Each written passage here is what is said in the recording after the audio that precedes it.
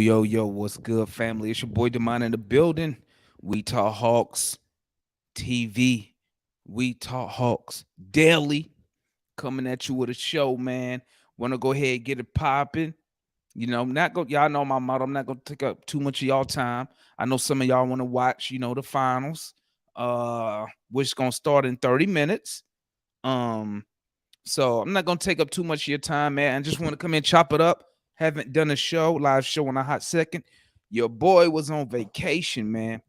Your boy just got back from Cancun, Mexico. But now we back in Tejas.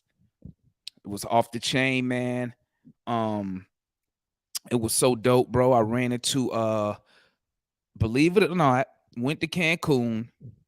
I got the wrong thing up. But went to Cancun, went to the resort. I was out there just minding my business, walking, and boom, I had somebody call my name. Somebody say, "Yo, Demond." I was like, "What the hell? Who the hell know me out here?" And Demond, there's not a bunch of Demonds running around. I looked, and it was the homie Langston. Y'all might have seen him in the chat. The homie Langston out there. He from Atlanta, but he out there living in Cali right now. Shout out my boy Langston. Um, Yeah, I know how I am. So me and him, hey, soon as we linked up, we started talking Hawks basketball, man, with the wives looking. But shout out to the wives because they let us go ahead and just talk ball. Um, I want to say 15 to 20 minutes with Langston talking Hawks. So we're gonna go ahead. I'm gonna go ahead and upload that for y'all tomorrow, man. So y'all can check that out. Shout out, salute to the homie Langston, man. Hawks fans, we everywhere now. we start to pop up everywhere representing. Um, but yeah, I wanted to shout out my boy Langston. Yeah, you're right, Cujo. Shout out to everybody in the chat. Salute to Andre. We got the homie Raj up in here, Holiday, Mr. ATL, Cujo up in the building. Salute. Make sure y'all smash that like button for your homie. You feel me? But I want to come up here real quick, man. Y'all know I'm on Twitter. Um, chilling on Twitter, man, even on vacation. The resort we was at was they had an awesome internet. So, I'm on Twitter still reading, still posting. I see a lot of Hawk stuff going on. And if y'all remember, if you go back on the channel, maybe last month, I did a show about the new CBA and how it can affect the Atlanta Hawks. Let me tell y'all something, man.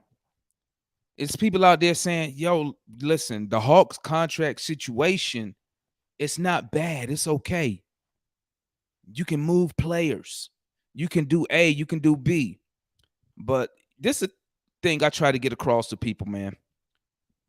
You don't see championship organizations. Okay, let's look at the Nuggets. Let's look at the Heat. Making these terrible moves that we've made with contracts and trades consistently. They may have one here, go a year or two, but we have had just taking back-to-back L's on contracts and trades. And it's just, in the front office is a total mess. Everybody says, the Hawks are in a good position. I don't believe we're in a good position when it comes to the contracts and when it comes to our draft assets and whatnot. Me, myself, I don't like not having flexibility to do what I want to do. One thing I can say about Travis, let me drop the link just in case somebody need to tap in. Let me drop the link. My bad, guys. Forgot to drop the link just in case anybody want to tap in. I like Travis. One thing about Travis Link, whatever trade, whatever draft pick he made, he always had us with the ability to be flexible, the ability to make a move if a move is there that to make the team better. Okay, that's one thing we can say about Travis, right? Right now, currently, to me, it's not too hot right now. I don't like the situation that we're in at the moment. And I see a lot of people doing a lot of trade scenarios Shout out to homie Cujo. What Cujo say? You think we should go get CP3 for a backup point? I don't think CP3 wants to be a backup point guard, Cujo. That's the thing. I don't think he really want to be a backup. And I also believe he is chasing a ring. And I'm not mad at him for chasing a ring. I mean, CP3 been in the league how long now? Since when? 2000 what? 5? He up there. He almost 40. If he's not 40, he close to it. He chasing the ring. He not coming here to be a backup. Maybe if we was a championship contending team, maybe, but he ain't coming here, man. He ain't coming here. And we can't even afford him at the moment without dumping salary. We can't even afford him at the moment, man. So, shout out to homie Rail up in the building. We talk Mavs. Make sure y'all tap in with the homies, you know. Support your local content creators, man, real quick. Support your local content creators. That's why we're here, to give y'all the fan standpoint, not some national media guy who glance at the team once a month and come out with these crazy stories and narratives. So support your local content creators. Shout out to Rail King. Shout out to Uncle Freezy over there at Blanche Tears. And shout out to everybody in the chat for supporting this channel. You feel me? But yeah, so back to my point. But yeah, we're not getting CP3. Shout out to so back to my point. Let's really get down to it, okay? Let's get down to it, family. Because I did a show on this already, but here come everybody. For some reason, this is what I don't understand. I say this time and time again. At the end of the day, okay, and I want y'all to hear this, and I want this on record. Okay, we got the homie DB in the backstage. Let's bring on DB real quick. What's good, DB? What's popping with your homie? Demar, what's good, bro? Ain't nothing much, G. Just chilling. What's popping with you? What you got going on today, G? Oh man, I just came from a little workout with my son, man. He going to the 8th grade, so I'm trying to get him ready for this basketball season, man. That's what's up, man. Hey, Yeah, that's what's up, man. I'm doing the same thing with my son. He going into the 5th grade. He yeah. got training tomorrow, man. He got training tomorrow. But what's your current thoughts before I get into it? Real quick. What's your thoughts of the Hawks situation with contracts and these players, man? We looking at, matter of fact, you know what? Let me say what I'm gonna say, and then you feed off of me. You feel me? yeah. So let me pull this up for y'all, family. I've done a show like this already, but I know what I want to say. Let me tell people something, man. Let me get this on record. Everything I say about the Hawks, at the end of the day, I want us to win. Okay? I don't care about nothing else. Winning, top 4 seeds, getting to the playoffs, making it to the finals, win a championship. Everything I say, that's my goal. I don't have no other goal. Goal for me, win a championship. Okay? But let me bring this up for y'all real quick, man. Let me go ahead and bring this up. And let's look at some stuff real fast, my guys. Is this it right here? Yeah, this is what I want to bring up. Let's look at something real quick, G. So y'all see, I don't know if y'all can see that. But that's the Hawks' current salary cap. Current salaries right here. Okay, matter of fact, I'm gonna make it bigger so y'all can see it. Boom. Okay, yeah. Can y'all see that right there? Okay. So this is salute to the homie B Nash in the building. This is our current cap situation. This is our current contracts with nobody being traded. Nothing has happened. Right now, this is our roster. Trey, Collins, Capella, Hunter, Bogdanovich, Murray, Okongwu, Bay, Griffin, Jalen Johnson, Bruno Fernando, Garrison Matthews, Vic, Tyrese Martin. Okay. Donovan Williams, well, he no longer with us because he's with he is now drafted by they had a G League draft. We didn't protect him. He gone. Aaron Holiday, Trent Force. Okay. That's what we got right now. That's what we're looking at. That's the current roster. Nobody has been traded. Okay. Shout out. Let me bring my boy Mike up in the building. Salute my boy Arch Alien in the building. Hey, y'all. Hey, Speaking of Arch Alien, be on the lookout. We're gonna knock it out this week. We're gonna do a get to know Mike. That's an ATL guy right there. We're gonna do a get to know Mike. So y'all stay tuned. But here we go. Look at this money we paying out here. You got 40 for Trey. Do I think he's worth the 40 million? Hell yeah. Okay. John at 25 million. Okay. Do I think he worth 25 million? The way we use him? Hell no. Capella, 20 million. Okay. Do I think he's worth 20 million? Right now, I do believe he's worth $20 million. Okay, for what he gives us. Hunter, do I think he's worth 20 million? No. Okay. And here's another thing, guys. If you look over here, if you see this part right here, this is what they making per season. Okay. Skip all the way over here. Cash remaining. This is what's left on their contract. Okay. So as you can see, Trey Young just finished his first year of his Supermax. Okay, he made 40 million. Now he got 178 million left on his deal. John Collins, he got 3 years left. Total contract that's left that we got to pay 78 million. We still owe Clint Capella 42 million. Hunter contract starts this year coming up and we 90 million. That's Bogdanovich. We just extended him 3 years, 68 million.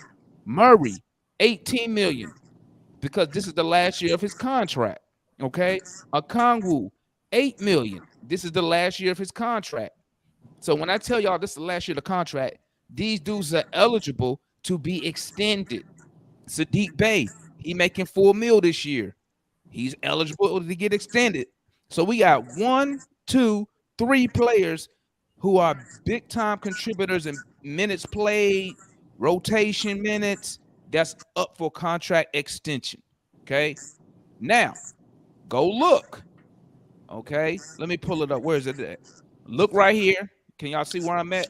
Atlanta Hawks cap total right now. If we don't do nothing, okay, we are in the luxury tax. We are in the luxury tax. We have no cap space.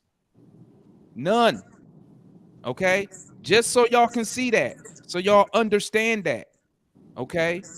Now, in order to, let me put this out here so y'all get some context, okay? So y'all get some context.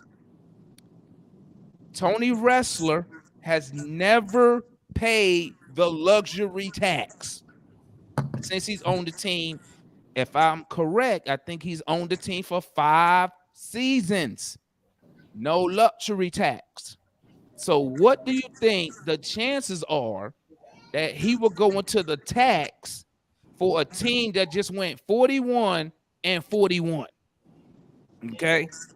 I'm gonna just stop sharing that so I can big up everybody else, but we'll go back to it if needed. So the chances of him going into the luxury tax is slim to none. Okay. Y'all think he gonna go into that luxury tax? So people got to get moved. So who do people always say? First words out people's mouth is John Collins. Let me tell y'all something. And I was debating this with Matt. I'm in Cancun, still going back and forth with Matt ass. But at the deadline this year, they had offers for John Collins. Because once again, he comes up, his name come up in trade rumors. They had offers for John. They did not take those offers. You got to ask yourself, why didn't they take those offers? Salute to John up in the building. You got to ask yourself, why didn't they take those offers?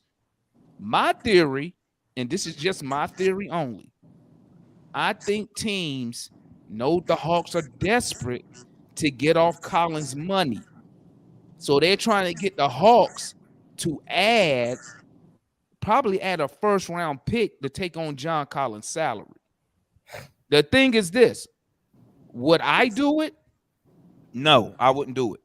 Because what's going to happen, look at Kevin Herter when he went to Sacramento.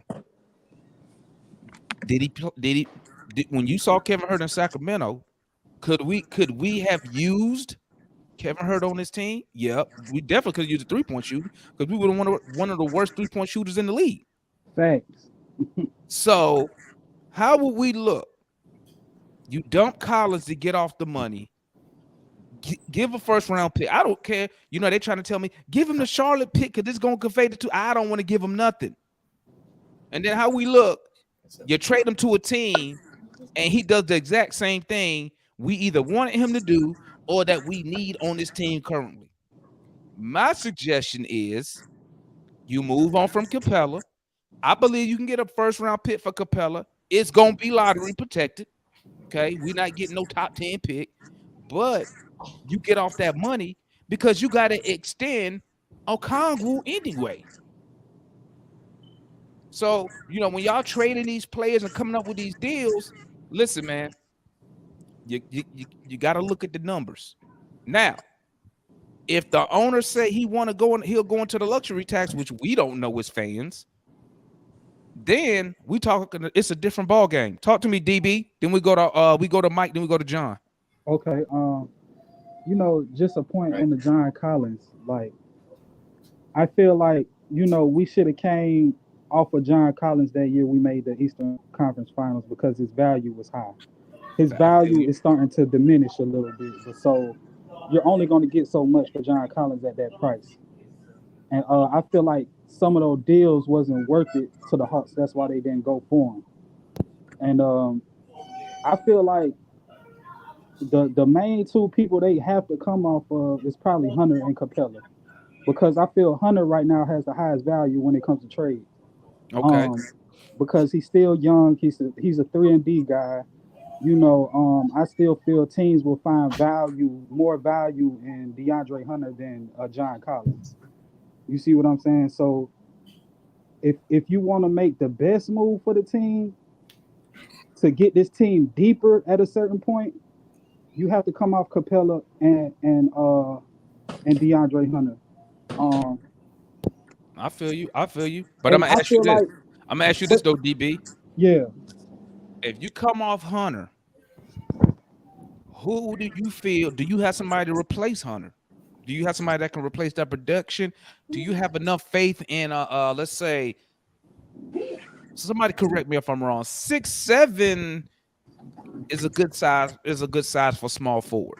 right, So you got AJ, you still got the guy we drafted last year and gave a contract to Martin, right, Tyrese Martin, who was hooping, killing down in College Park. right. Do you have faith in those two to give you that production that you're going to lose getting off a Hunter? I mean, I feel like AJ can fill that spot because he was a way better 3 point shooter than Hunter was. His percentage was way higher than Hunter.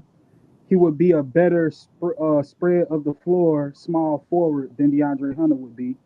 Um, and if you can get guys to fill those bench roles, guys like a Finney Smith from Brooklyn, or what I'm saying, those type of guys that come off your bench behind AJ, I think you can fill that role as far as a team altogether. I feel like you extend a Sadiq Bey, you know, and I feel like, but the crazy thing about it is, Demond, with Quinn Snyder coming in, I feel like we've never had an offense in play to really to get the most out of these players. Because Nate McMillan, he was a defensive minded guy. We never had really had that offensive mind to really put these guys in the right position. And Tony Wrestler could look at it like, hey, maybe we should just run it back and see what Quinn can do for these guys. But that's hard to say because wrestlers never paid the luxury. You see what I'm saying? I feel you. But I feel you. it's like if he is going to make the move to get off this money, I feel like Hunter would be the best decision, Hunter or Capella. But definitely a Capella, even though the high percentage of the pick and roll with him and Trey, I feel like this offense needs a spread five. Like you got to get a center that can get outside the paint, that can make room into this offense.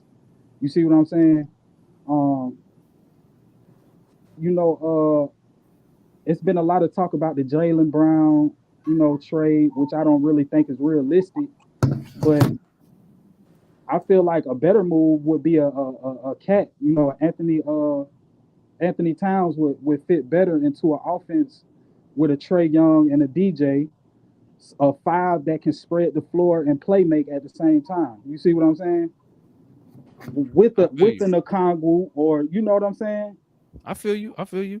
But Let's- it's so many ways they could play this, Demond. But as far as the money, we in such a hassle. I mean, it's feel like they got to make some type of move to get off the money, because if they don't get off the money this year, we're definitely screwed in the next 2-3 years. You see what I'm saying?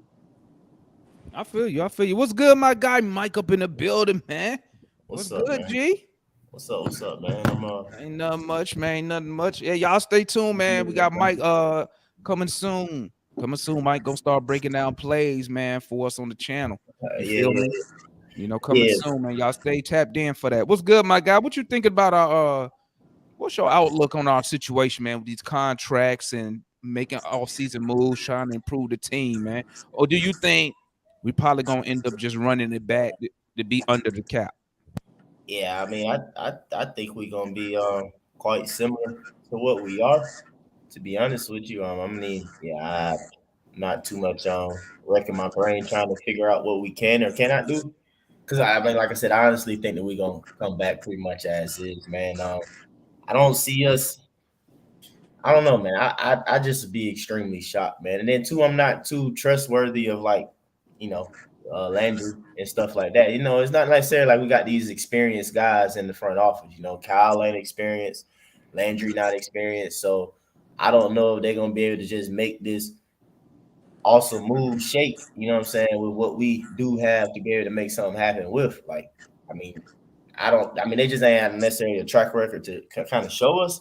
I mean, ideally, the best bet is that everybody take a step forward. You know what I'm saying? And they pull off a 60 win team type season where guys are just kind of overachieving more than who they are or what they are, which would be great. For the coaching and coaching staff, which is seeming like they bringing in some guys in that's supposed to be quote unquote better developers or whatnot. So man, it's tough, man. If we any moves that I feel like we probably would ultimately like or want to happen, probably you're gonna lose AJ, JJ, Double O, like probably two out of those three, along with the JC or Clint or Dre or something like that. You know what I'm saying? For it to be something that's like, I don't know, like ideal situation, some another star player, another either at least borderline all-star or all-star or whatever, like that's what's gonna probably, what it gonna take to happen. And I mean, I'm okay with it. A lot of fans aren't necessarily okay with it, probably to get rid of those guys. But I mean, I'll live with it. DB named the guy like Finney Smith. That'd be a nice, what I'm saying, veteran player to come play with us and stuff like that. I personally I would start him. You know what I'm saying? I wouldn't be thinking about having him back up AJ or something like that because you know our issue is I feel like a lack of veteran. You know what I'm saying? And AJ is still a young player and stuff like that, so we'll still be having a learning curve with him, even though I would he love proves Finney to be Smith. solid, huh? I said I would love Dorian Finney-Smith, man. I would love him. You know where he from? Where you from? He from Virginia? my hometown. He from Portsmouth, like me. Okay, that's in So, Virginia, right? yeah, that's my hometown where I born and raised. We need Finney up here, baby. Okay. Get some VA rep up here, baby. And he a relatively hard nosed player. You know what I'm saying? Known as a 3-and-D guy. So I I would like that. I mean that would be a nice little solid piece. Probably get us another like backup point guard, a solid veteran backup point guard.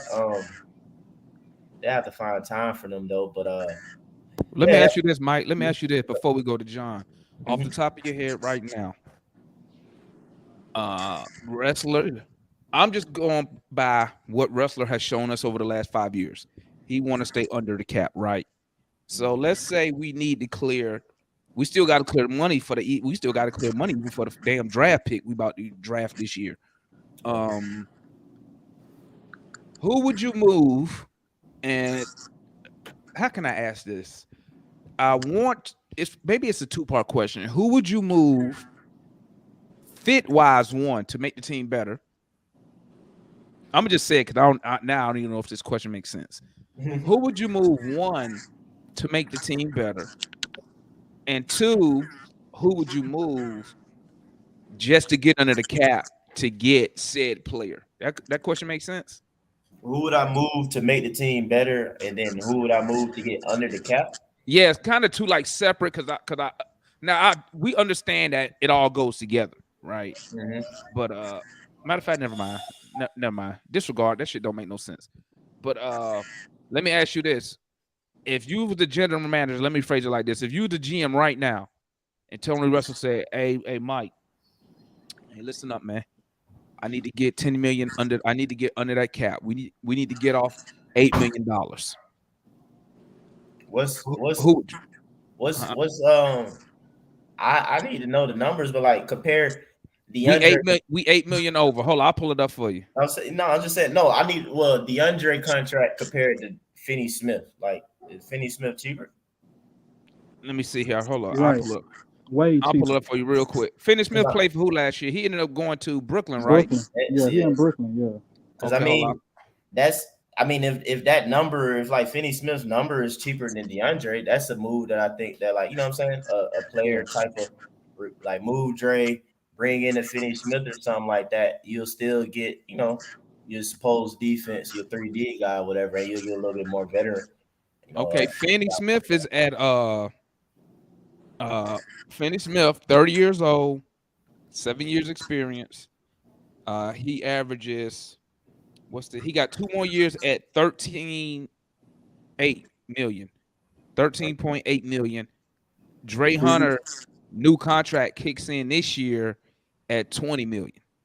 So you yes. cutting that in half almost. You know what I So mean? so that's a move. If you talking about if you did something, then you gotta get under the cap. I mean, that's something. And I feel like, I don't know. I mean, I'm not gonna say you won't miss out on something, you know what I'm saying? Because Dre got that quote unquote potential, but like it's still potential at this time, and at this point in time, whatever. I don't really care too much about potential with him. You know what I'm saying? Like, how the saying is, you know what I'm saying? Potential really just means you ain't doing nothing in a sense right now at the moment, or I mean, at a certain point in age or whatever, you know what I'm saying, or whatever. It's Right. like all that potential kind of go out the window, bro. Right. I'm tired of kind of waiting for that to happen. I So think he pretty much Dre is pretty much is what he's gonna be. I Well, think we I I agree agree. with that, but I'm gonna add this. Same thing with John Collins. Yeah. For what we use them. Because, you know, um, let me tap in with John. OG, triple. What's good? Long time no see, my guy. What's your thoughts on our current situation with these contracts, the cap situation, Russell never paying the tax? What's your thoughts on that, man? At this point, and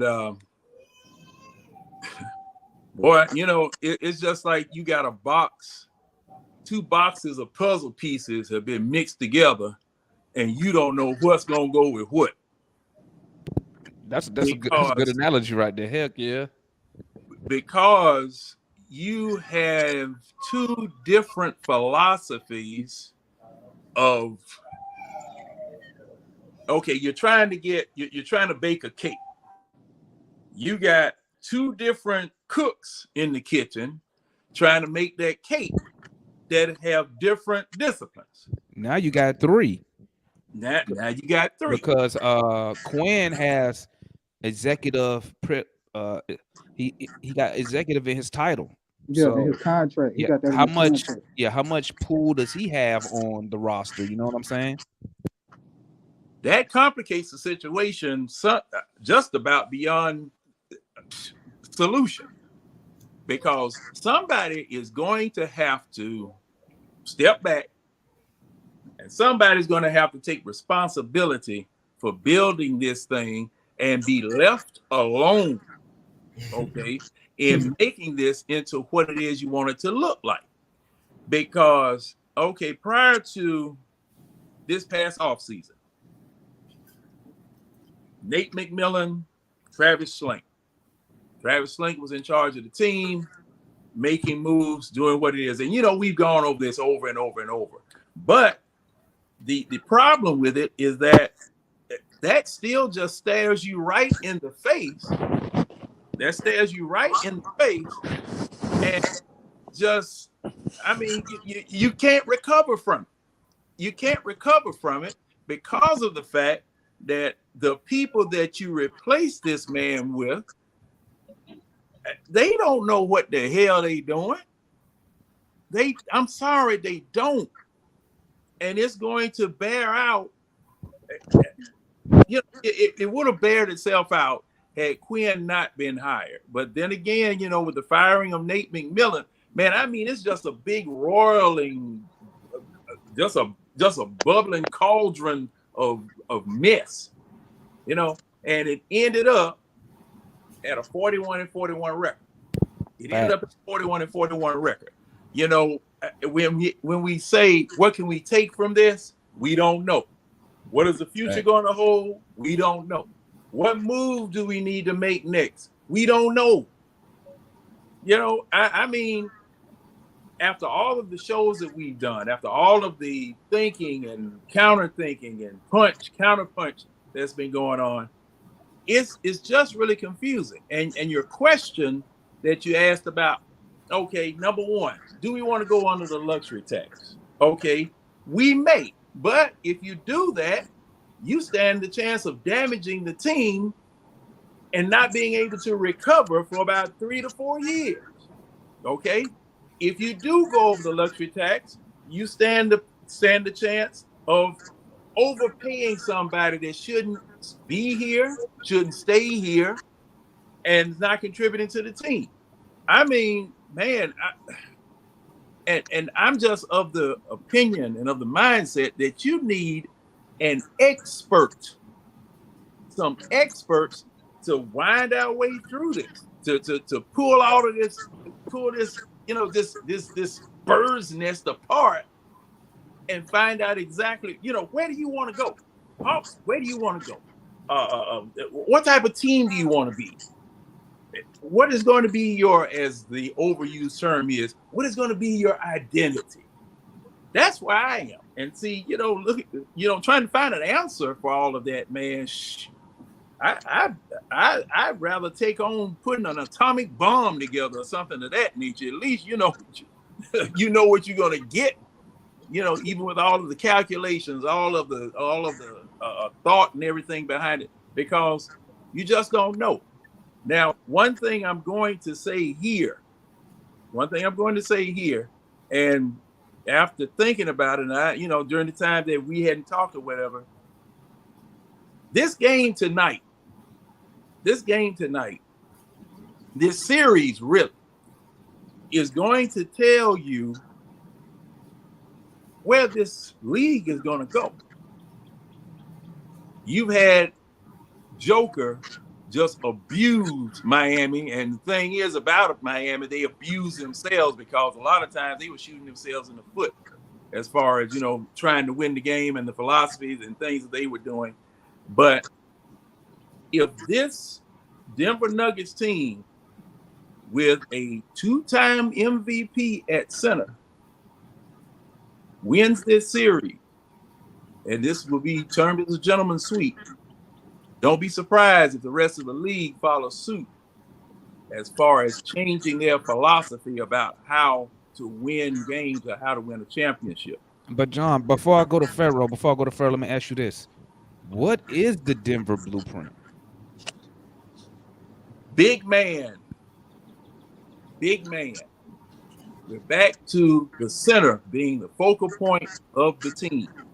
Defensively, offensively, and Joker really does a lot of things that, your traditional centers haven't done. Now, he is a true European type center, can bring the ball up the court, has a low post game. The 3-pointer is something that a lot of centers weren't traditionally doing back in the 70s, 80s, but they were the focal point of the offense, the focal point of the defense. So if you look over at Philadelphia, you have Embiid, same way. To a certain extent, Lopez with Milwaukee. Now Lopez, they have the luxury of having won a title. So, it was always a situation where I did want to see Golden State at full strength against Milwaukee full strength in a finals to see which philosophy was the dominant philosophy, which philosophy of building a team would be the one that would, prevail. And see, Golden State now has been rendered kind of old. They've been rendered kind of old now, and Old and expensive. And expensive. But see, the thing is, that owner, hey, he doesn't care as long as you keep bringing these and these trophies, he don't care. But that reflects back on our situation. The owner doesn't want to throw good money after bad, and you can't blame him. However, in order for them to make the right decision, you, Mr. Owner, you need to go up in your box, get out the way, hire somebody, and stay out the way. Now, right now, look like you done hired the wrong folks, but hey, that's what I'm saying, man. I'm just confused. I'm just gonna say that. I'm just confused. I don't know which way I want to go. Let me tap in with Pharaoh, man. Pharaoh, long time no see, my G. What's popping with Good. you? What's your thoughts, Pharaoh, on our current situation as far as trying to improve the team, knowing that our owner has never paid the luxury tax? What's your thoughts on that, man? And do you also think that we just about to start the season? And you heard me say it in the Twitter chat. Don't be surprised if we start the season with 90% of the same dudes. How many times I done said that in that chat, Pharaoh? Just going Too many. analysts come up with all these crazy trades. Go get this guy. What's your thoughts on owner not I going to think it's rush? pretty much. I think they're gonna maybe do one move. Maybe me. I think it's gonna be Clint because Onyeka contract, and that'll bring him under tax right because his is 20 million. So I think it's gonna be Clint for Onyeka. I know y'all be on me about Hunter, but if y'all if y'all gonna do the Finney Smith thing, that would solve that. Cause I was gonna say I wouldn't move him because really ain't nobody else gonna play defense unless Quinn gonna get them playing some defense. So if we get off Hunter, does that show a failure with the front office? Because remember, we traded up to get Hunter. I mean, the same front office ain't here no more. You know what's so funny, Mike? To be honest, like I'm gonna put the blame on Travis, but bro, I don't even know who was in charge. I don't even know who in charge, bro. You know what I'm saying? I'm gonna put it on Travis though. Yeah. I'm gonna put it on Travis. But that'll be, man. Listen, we get off Hunter, and I understand why people will want to get off Hunter. I understand, but once again, that's another top 5 pick. Bro, that's a failure, dog. Like if you Yeah. end up moving on from Dre, bro, that's a bad look. I mean, basically in a nutshell, if Trey not Trey, bro, man, we messed up the last I don't know how many drafts, bro, because Kev gone, Cam gone, and then you move Dre, bro. That's like, yeah, that's the 3 main picks after Trey that you were supposed to be, you know what I'm saying, part of the rebuild and everything, part of everything. So yeah, that'll But be guys, that's just the beast of the league, though. I mean, we've seen plenty of teams go through top round picks. That's just the beast of the league. Like you just don't know what these guys are going to pan out to be. that's the beast. That's the beast of the least of the league. All the But good watch this teams, though. But that ain't watch the this. case for though. In my But the good teams, bro, they ain't screwing up like that. Like the Nuggets, for example, they where they are right now because they ain't screwed up as bad as we have in making draft picks. The Nuggets actually had Or trade. big men and they had to move a lot of them because you know what I'm saying. I mean, Joker's like who else was there outside of Joker? They had like Cantor. They brought in the guy they moved to Portland, Yeah, Nurkic or whatever. They had him. yeah. They had. I mean, it's a and then they drafted Jamal Murray. He's still there. Murray and Joker. That's 2 Don't forget Paul Millsap. MPJ. Oh, you talking about Denver? What? They drafted Millsap? No, I'm just saying he was there for a minute. Oh, okay. But Well, I'm just trying, and then like Boston, you go to Boston, they got Tatum and JB still there. You feel me? Like, and they where they are. That was hits. I mean, if you just talking to teams that's like, I feel like good teams, you know what I'm saying, and it's up there and everything like that. I mean, I get it. Like bad teams, yeah, they continue to screw up in the draft. That's why they be bad. You feel me? Like Charlotte or something like that. That's why they be the way they are. Or you Does know, that show? Orlando, they Does keep that lucky show? enough to get top picks. But Mike, does that show? This for Mike and anybody else. So does that show? Because you naming teams like Denver and Jokic used to be the starter, and Jokic was his backup. They moved Jokic to Actually, I point. think he was the third center. Yeah. So does that show like? And then I look at the Hawks. You look at a failed picking Cam, failed picking. If we move Hunter, failed picking Hunter. The fat guy we drafted in the second round from Villanova, failed guy. Amari Spellman. Yeah. I mean, the list goes on. Does that just show just a lack? And then, I mean, the circle of coaches we went through. This Trey Young's third coach. So, does that show a lack of development in in our player development system also? Absolutely, Demond. I feel like that's always been a problem in Hawks history. Not only us screwing up the draft, but the player development. It seems like if you're drafted to the Hawks and you just don't come in like that, like you ain't him when you come in, there's pretty much no development here. There's no room for you to really grow into a star role here. Trey, he came in him. You know what I'm saying? We knew after that first season, even though he had his woes through the first half, towards the second half of that first season, we knew, okay, this guy is gonna be something. You see what I'm saying? It's just like we fail at player development. I feel like we don't give the young guys their role. The young guys come in, they don't really know their role. They don't get minutes. Just like Jalen Johnson, he's a hidden talent that we still haven't released. I mean, this guy could be a point forward. He's a playmaker at the fourth position. He can grab the board, go coast to coast. He's not a great shooter, but athletically and defensively, he give you more than what John Collins can give you. Well, You now, see what I'm saying? now, We don't unleash the young talent. You see what I'm saying? now, JJ, at the beginning of the year, when they put him on the floor, that man looked completely lost and overwhelmed compared to AJ. Remember? That's Now, that's why Nate stopped playing him.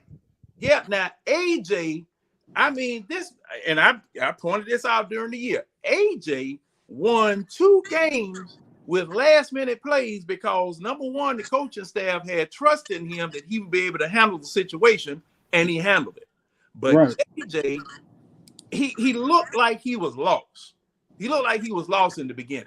As Yeah. the year went along, and they kept putting him out there, it looked like, well, you could say it looked like he was getting it, or that the light switch went on. But in the beginning, when they first put him out there, no. And as far as player development is concerned, see, this has been my pet peeve for a long time. These players come into this league lacking the fundamentals. They come in the league lacking the fundamentals, and you are throwing goo gobs of money at people that I could go down here to Pittman Park or Edel Park, grab them. They know more about the game than these jokers getting paid all this money. Okay. And that's what Kobe said. You know, and I mean, you know, it's a thing where okay, who are the scouts going to scout these people? Come on, man. You know, we hired a new person, I think, this year. I got to double check. I can't remember who are their name. these scouts that are going to get these people? And see, Didn't Landry used to be a scout? Yeah, they said that's right. Landry Field was supposed to be a scout. But see, this is another thing. Has the talent pool gotten so bad that what you have to pick from is this the best you got to pick from? Because just like you said, my man, what's his name, DB? Yes, sir. Just like you say, look, Either they come in as it, or you got to develop them. Right. And I mean, you got to develop them from ABC 1, 2, 3. I mean, you know, just look at it. Just look at it. You know, you got to develop these people from ABC 1, 2, 3, but you getting $7-8 million a doggone year. Come on, man. You know, But if the Heat can do it, why can't we? because, and then now The that's Heat do it all the time. we didn't when what's his name? Our very first coach with Trey. Who did they have on the doggone coaching staff? Nobody. Nobody. And remember, an LP had never been a head coach at any level And basketball. Yeah, but at the same time, though, like what Pharaoh alluding to a little bit or whatever, the Heat got a whole bunch of guys Undrafted. Exactly. They got to earn majority everything. You feel me? Like Trey is. I don't want to do this to Trey necessarily or pick him, but like Cam, Trey, who else want to go? Like these guys, you know what I'm saying? McDonald's All-Americans, even getting all the noise while they're in college and stuff like that. Guaranteed lottery picks and all that type stuff. Miami, they got guys who basically, like I said, they got to earn what they got to have. You feel me? So it's a bit of more of humility or whatever. And then on top of that, humility is a little bit more of the drive to do all the little things and everything like that to just get a contract and to play. You know what I'm saying? Right. And the Heat, that's their culture in a sense. You know what I'm saying? But I think Pat Riley does that on purpose. You know what I'm saying? Because he know if he got too many of these bougie players, you feel me? You're going to have issue and stuff like that. You got to have guys who basically going to shut up and listen. You know what I'm saying? And don't feel like they know it all already. You know what I'm saying? Like, But let me ask you this, Mike. I agree with what you're saying, but how important is the continuity of maintaining the same president in Riley and the same head coach as Spoelstra for a decade? That's most important, Damon. I mean, it's important. That's the foundation. Yeah, you can't have no foundation when the junk changing every 5 years or so, or 3 years. You feel me? You ain't never built the foundation, so it's like, yeah, you got to at least build that and build. So that sound like the Hawks. So that sound like us. So since we drafted, so can we agree on this? Since we've drafted Trey, and I believe this, we have not had no stability from the head coach up to the owner, because every year somebody getting moved, somebody getting fired, nonsense is going on. So it sounds like maybe the first thing we need to fix is continuity and stability within the front office. And like John has said, have one person making the calls so that one person can be held accountable if it's good or if it's bad. Hey, well, let me say this too. Now, you remember what Pat Riley told LeBron James when LeBron James wanted to fire Spoelstra? Get the fuck out. Yeah, he told him that he don't run shit here. There you go. There you go. Not only is there continuity, there is a ladder. You don't come in here undermining your doggone head coach like we've heard that went on with Trey and what we call Nate Miller. That going up the back step stuff. Look, that's your coach right there. I don't care if you're the superstar, the chosen one, whatever it is, whoever it is, whatever. And to Mike's point, and I got to say this to Mike's point. Look, Pat Riley, revered Lakers, New York Knicks. I'm gonna say Pat Riley though. Yeah, it's. I mean, ideally, we all want that, but like the only other person that's Pat Riley is really Jerry West, probably. That would. I mean, somebody else can try and have the balls to tell a LeBron James type star. No, like you ain't but like, yeah, Popovich would. Popovich, I can see probably, yeah, at this point, stuff like that, yeah, probably say that. But the reason why I'm saying this, is that this man has, okay, when I call Pat Riley got championships, okay? Kentucky. I mean, even Kentucky, college days, like all the way back there. Then when he put together his staff, he's got old players like Alonzo Mourning. What's his name sitting on the bench that hasn't retired yet. I mean, that culture is deep because those people look. This is the way we do things around here.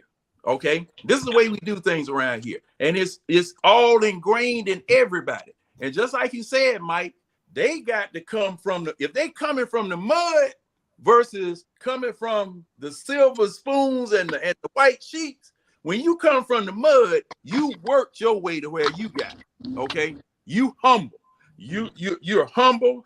Nothing given to you. You earned everything that you got. That's and why you Jimmy played the way he played. That's why Jimmy played the way he plays. Yeah. Jimmy wasn't, you know what I'm saying? Yeah. Getting all that love and stuff like that. Then too, he came up rough and everything like that. So it's a combination of all that, you know, coming up the way he came up. And then he wasn't one of those highly touted folks. Everybody just like, oh, you know, guaranteeing that he's gonna be a star or whatever. He had to earn that. He has to earn it every game he plays because it looks like there's just a cadre of people that every time Jimmy Butler does something wrong, they want to just get him off the mound. What's the problem? That man working. That man working. You know, but and you know, I don't want to dominate the conversation or whatever. But see, thing is that the Hawks have none of what from the front office to the team. They have none of what a Miami has or what a Denver has. You know, I'm just using those two because they're in the finals right now. So it sounds like Boston. So it sounds like y'all saying that we have more. Hey, somebody got feedback, man. Turn your mic down. Sounds like y'all saying, and y'all correct me if I'm wrong, and then we're gonna holler at the homie OG Foot up in the building. That our players, not even just our players, but most NBA players, are what's the word I'm looking for? Not they're entitled. They feel like they don't really have to put in the time and effort when you compare them to, say, a non-drafted, say a guy coming out of the G League, say a guy who wasn't a 4 or 5 star out of high school, who was a 4-time, who stayed in college 4 years. You know what I'm saying? Am I right or wrong? Are y'all is that what y'all around that area? I feel like you partially right on that, Demond. I really think it just boiled down to a lot of these guys coming into the league. You know, they're still kids, like they're young guys. So it really boiled down to which guy has the mature personality and who wanted the most. But you know what, DB? You know what? I'm sorry to cut you off, but this just popped in my head. I don't want to forget. It sounds like we could take the same thing that we're saying about these players and apply it to Landry Fields, Nick Wrestler. Right. They didn't earn the position that they got. They didn't grind. They didn't build some type of. It's not like Landry Fields built some type of powerhouse in the G League, and you're like, okay, let's promote this guy. I believe we could apply the same concept to the front office. And then at the end of the day, what does Landry Fields really have to lose if he get fired? What does Nick Wrestler have to lose? Because technically, Nick Wrestler won't get fired. He just his dad probably just gonna say, "Hey son, go do something else." So he don't have nothing to lose. And then see, to me, the front office right now is in a buddy, family oriented style right now. You see what I'm saying? It's not too much about business. It's about, hey, we buddy with this guy. Let's give him a position, or hey, this guy's a family member. He wanna, you know what I mean, get into the league. Let's give him a position. You see what I'm saying? It's not business oriented right now. Shout out my boy Foot up in the building. OG Foot, what's good, my guy? Long time no see, man. Where you going? You either going to or coming from practice, huh? Man, come from practice, man. We've been at it, man. So, so yeah, that's why you see me in a minute or what have you. So how y'all fella doing?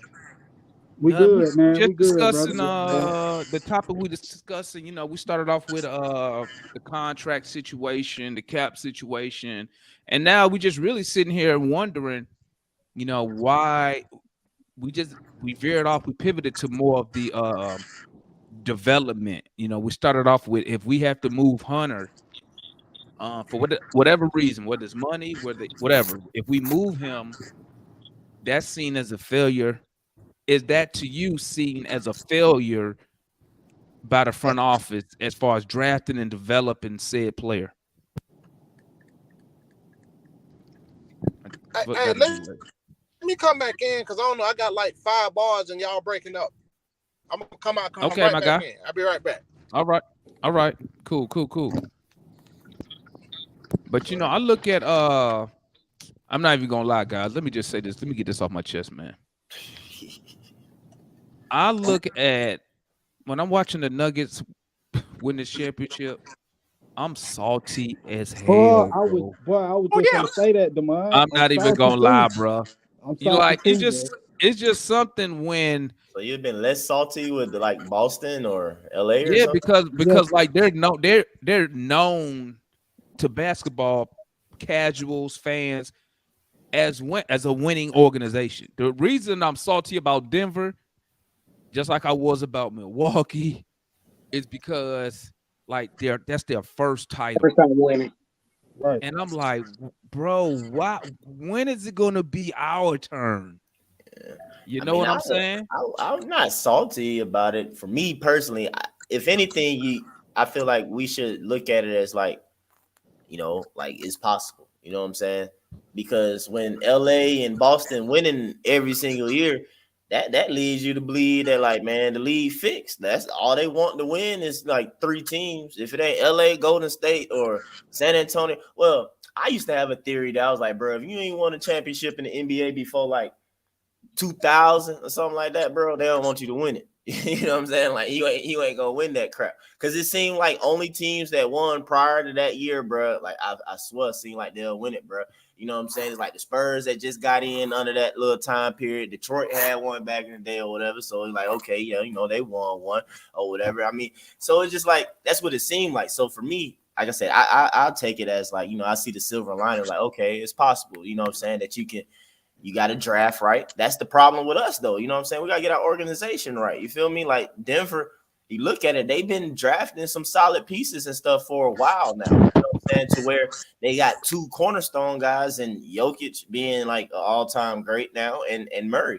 You feel me? But like I said, we named like you look back at it, it was like, man, they had some guys. You're like, dang. And then you look at us, it's like, how do we refuse to draft a big? And you look at Denver history, like, yeah, they settled on Jokic, but like they had so many decent foreign bigs. It's almost like all the decent ones you could think of, European bigs, were in Denver. They was, bro, at one point, bro. You know what I'm saying? Before getting moved out somewhere else because Jokic is Jokic. And, maybe they saw that, but like, yeah, Jokic is second rounder, bro.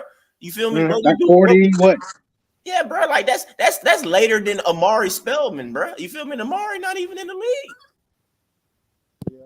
You Bro, had we've good tricked off talent so evaluate. many we've You tricked had off so many top 10 picks in the since 2000, man. Like it's pure T ridiculous on how Murray came off the bench too. Both of them was off the bench. Now on they're the two how stars on the on team. how this organization has been in a situation where we draft in top 10.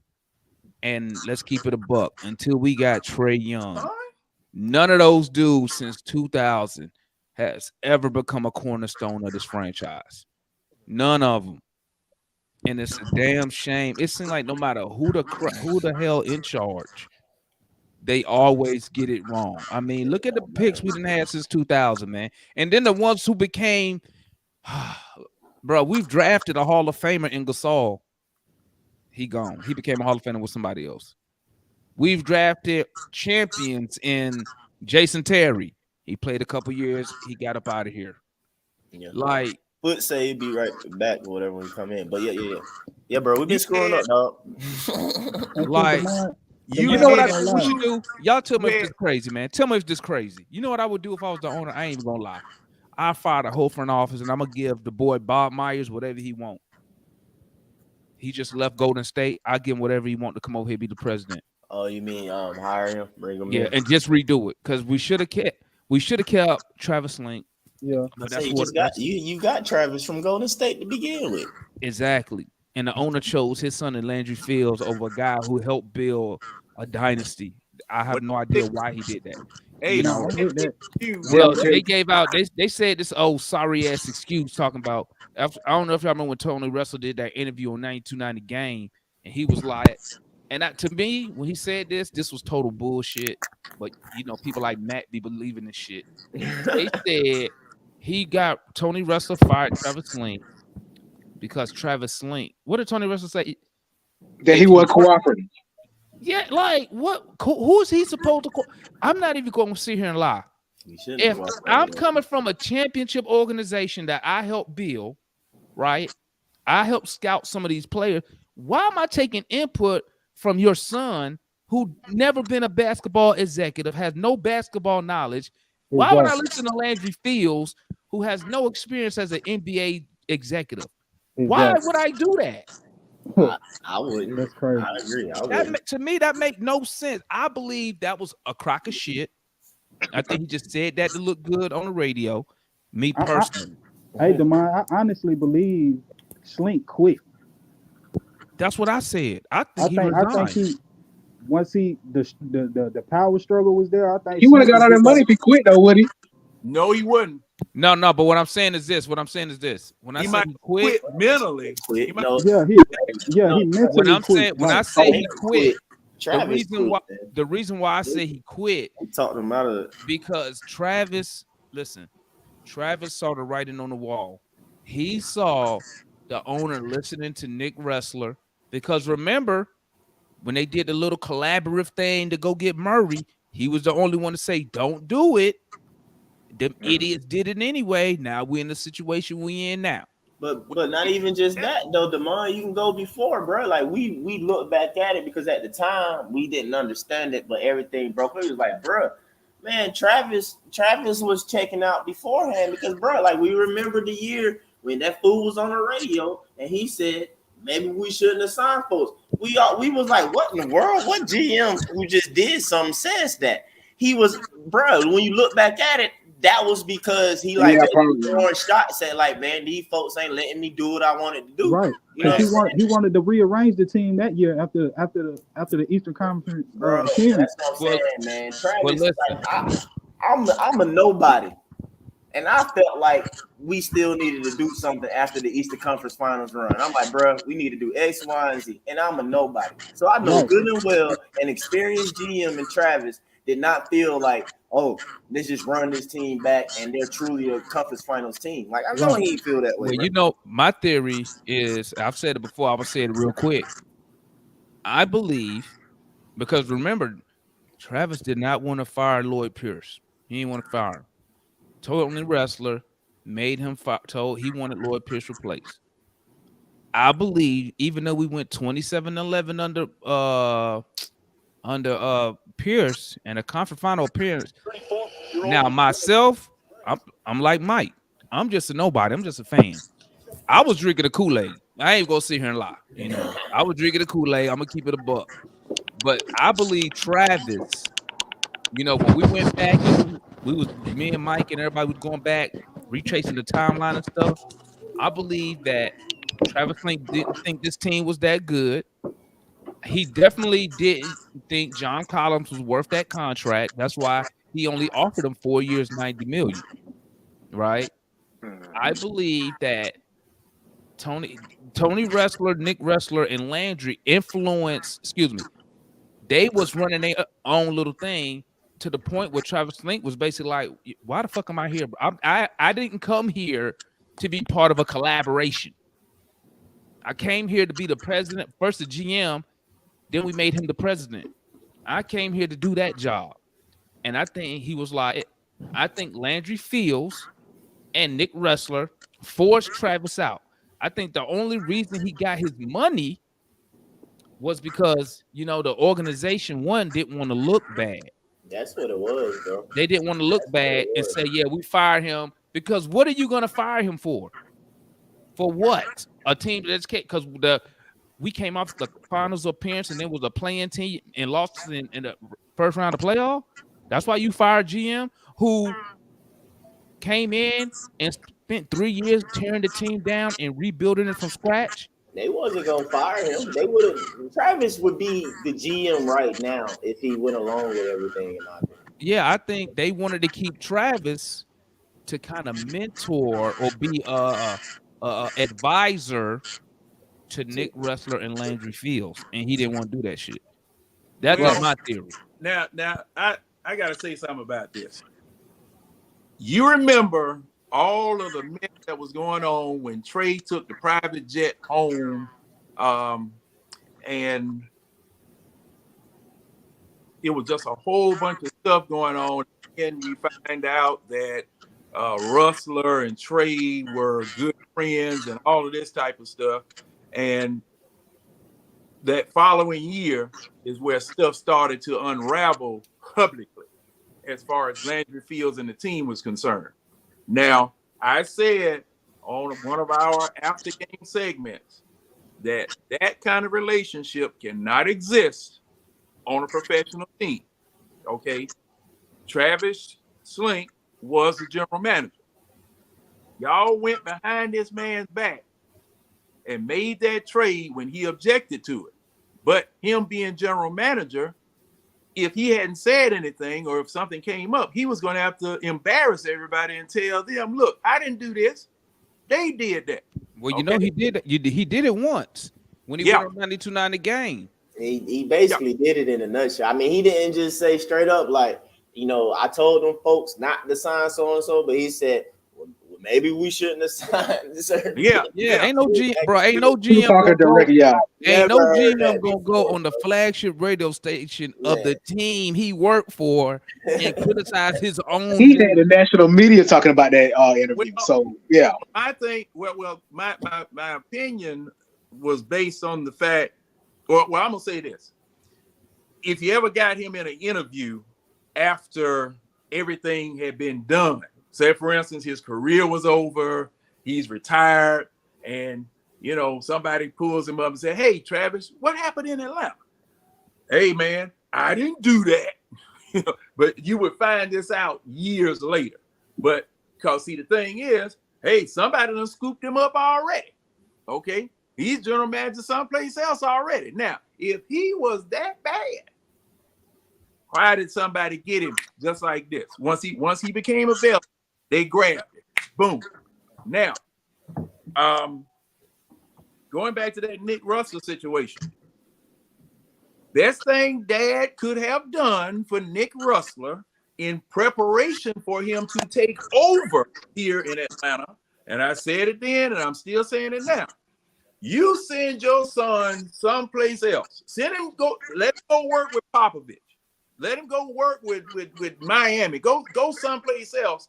Learn the business. Learn what it is that you need to know. Then you come back when Travis Slink says, hey, or either say, for instance, you and Travis Slink fall out. You come back then as the general manager with some sheepskin on you, with some experience on you. Okay. Or why not just have him shadow Travis Slink? Well, see, the thing is that, okay, him shadowing Travis Slink with a relationship with one of the players like he had with Trae Young, that's not a good relationship with his daddy. And a relationship with his father. But Nick not getting no other job though, John. Nick not getting another job in the NBA without working for the Hawks first. Yeah, ain't nobody finna hire them. You're not finna hire basketball experience, bro. You're not finna hire. You're not finna. I don't care how much it's been. You're not finna hire. If you are owner, you're not finna hire another owner's son to come in your organization. Just because. That's crazy. No. Internship. Because you intern them in Atlanta. You know what? At worst, you know what I would have did? If I was concerned about the relationship, intern them in College Park. No. Yeah. Nah. At the end of the day, John, if you can listen, if you can build a team, you can build a team. If you can recognize talent, you can recognize talent. At the end of the day, what you're doing, this how I see it with my son. I just want him to get the experience. I don't care. He's not making no G calls. So I'm telling him, you're going to intern under Travis. You're going to do what he says and soak up game. That's your job. Your job is not make no decision. But like you said, you have to have a solid ownership and a solid chain of command. Like me, I'd be like, son, don't cut. I may ask him how's it going, but he ain't finna come to me with no trade ideas. Cause I'm gonna be like, common sense to me says, bro, my son was just in real estate last week. Why am I listening to him for trade? If I'm listening to you for trade ideas, Nick, I might as well go to the dudes on We Talk Hawks and listen to them. Basically, Well, the difference between what you stated and what's happening is that relationship between him and Trey. If that Like relationship, college point reward. if that relationship didn't exist, that possibly could work. But now that relationship exists, it pollutes the water. So it's now time to separate these two. Separate the player from the ownership group. You go learn here, just like you going to a college, just like you're going into an internship someplace else. There are plenty of places that you could go to learn the business, then come back and become the general manager. Have him intern at the Atlanta Dream. Yeah, I don't know. Hell no. No. I'll say this though. I know one thing. I know one thing for sure though, bro. The Wizards better not surpass us, bro. The Wizards surpass us, bro. I'm gonna be down there. Yeah, I'll be ready to fight. I'm gonna be down there with a picket sign, asking for Russell to sell the team, bro. I'm like, get out of Atlanta, dog. Like, yeah, bro. Like, go on, man. Get out. I'm with you, Mike, and I'm gonna tell you this. I said it I probably said it about 50 times in the past month. I'm gonna say it again. Let us mess around and be a 41-44 win team the next 2 years. Don't be surprised when Trae Young requests a trade. Oh, he will. That's the next thing. I ain't got two coaches fired. Might as well to leave the city. Bump it. I'm telling you, it's coming. It's coming. That's why I be trying to explain to people. Man, you know who they like. I want to. Why JJ ain't playing? Why AJ? I'm like, at this point, bro, we need to be able to compete. We need to be able to show that the team is getting better. You know, as for record wise, seeding wise, because, like I said, I think Trae Young wants to be one of the top players. He wants to be a type of a Hall of Famer, and he know you got to get championships. You know, and I hate to say it, but I'm gonna say it again. He don't, and this is my favorite player. He don't want to be another Dominique Wilkins. Great numbers, no wins. Yeah, don't want to do that. But this is a question, Damon. Let me ask you a question. Do you feel like Trae Young can be a best player on a championship team?